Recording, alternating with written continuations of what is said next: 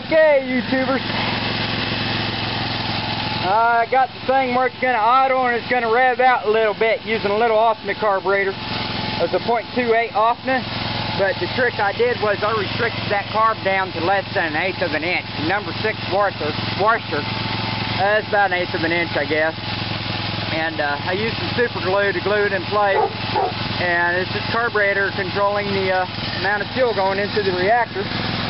It still needs an air management, but I can actually rev it out.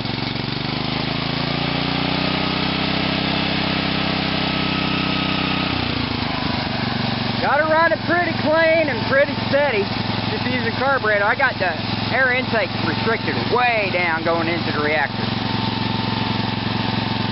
Only about 1/8 of an inch opening. I have to show it to you. I'll put some pictures on the group. Damn dog, give my screwdriver back. Well, these things are still a little hard to, little tricky, but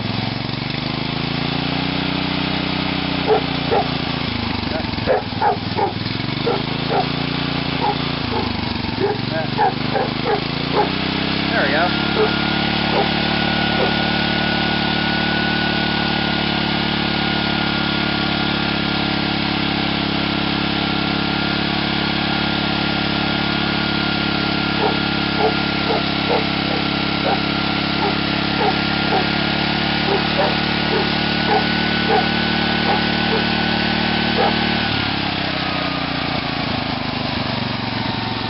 As I increase the RPM, it likes to have more fresh air, just like any other setup I've done. Some type of vacuum management would work great for that, I guess. And I got it running halfway decent on the little carburetor. Number 6 washer. Shoot.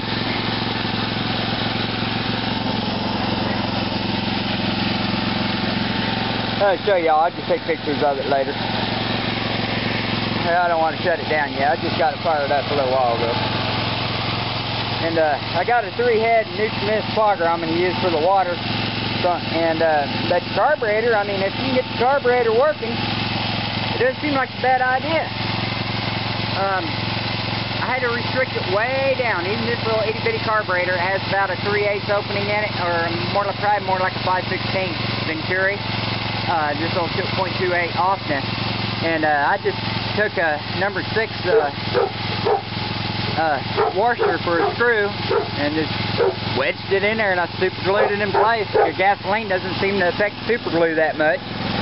Water seems to affect it more than gasoline does, but temporary fix. I ain't got no epoxy or anything that'll stand up to gasoline. And so I opted to go with the slide type valve. I thought maybe it would mix it a little bit better, more uniform, and like I say, give it a little more fresh air and rev her up.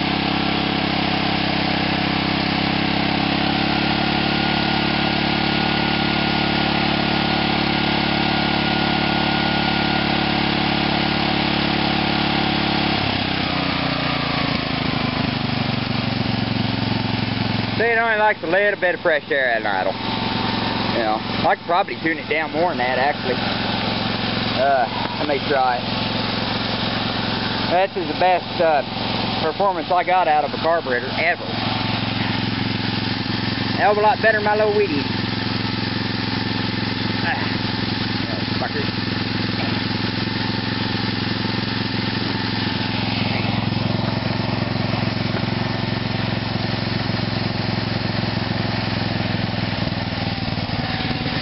There, I got to idle down a little bit farther, but the rod's starting to bounce around now, so it may not stay running. There we go. Fresh air.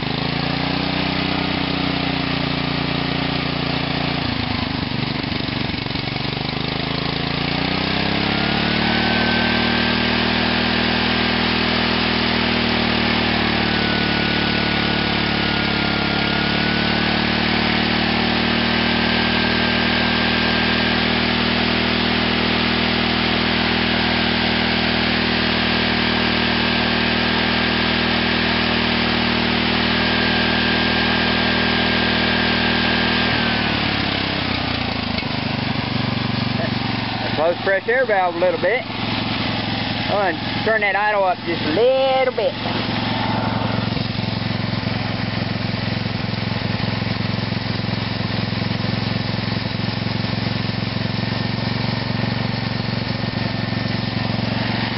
See, I was using that little red wire to control the throttle, and see, I can just set it with that for now until I figure out a way to hook up the governor.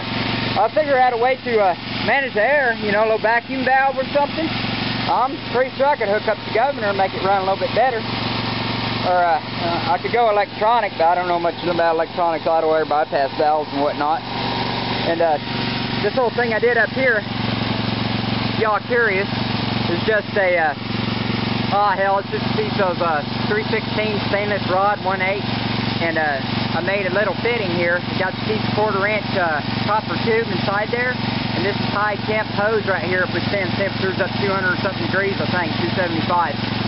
And I wedged it inside that fitting and took the compression fitting, and clamped it all down, and made a little nice little tight seal right there. And so far it's been working good. Got about 5 hours on it, and for an insulated rod stock. And it seems to be working. I mean, it's not cutting out on me or nothing.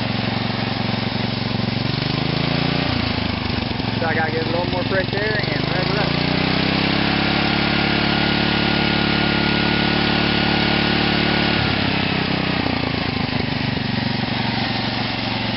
And someone on a group mentioned using a little valve, and that seemed to help out a lot too. A little remote needle valve I've had for a couple of months. And I put that in line. It seems to help out quite a bit. It's like it starts decompressing the fuel a little bit as up to this point. You know, the vacuum builds up inside the line. And if you notice all the condensation on the carburetor,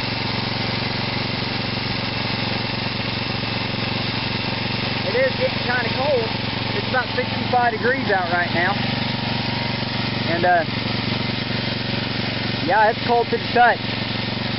At least down to 40, 50. Gets much colder than that, probably form ice, but hell, that don't happen to me very often. Every once in a while I'll get ice, but usually when it's about 50-something degrees outside. There's a good, I don't know, 20, 30 degrees difference. And, I better make sure that I've been having problems with this union right here. I think that's what they call these.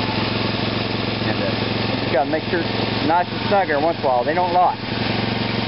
And since I manipulate this thing all the time, change configurations, I like to keep it to where I can take it apart. That's the main reason why I'm using these compression fittings right here. Plus, I don't think you can weld steel to stainless steel very well. And see, all this is just normal pipe fittings on the outside here. And then this is the brass 1/2-inch compressions, like I've been using in the last few videos. And my inner tube is a T304 DOM tube, not welded, but seamless. And it was real smooth inside, except I had to scrub this white powdery coating off of it that I think it's on there from the factory. And other than that, I've used red RTV silicone in my fittings. I need something better than that because it does not like gasoline. As long as it doesn't get wet on the inside of there, it seems to work okay. Same with Teflon tape. It seemed to work okay for me as long as it didn't get wet. It's a lot of vapor. And, well, liquid, not necessarily vapor.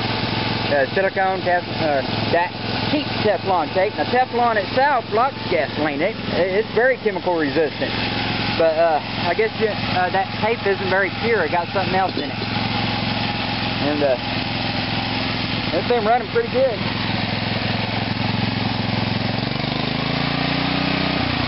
See, you gotta give it more fresh air so it'll rev out.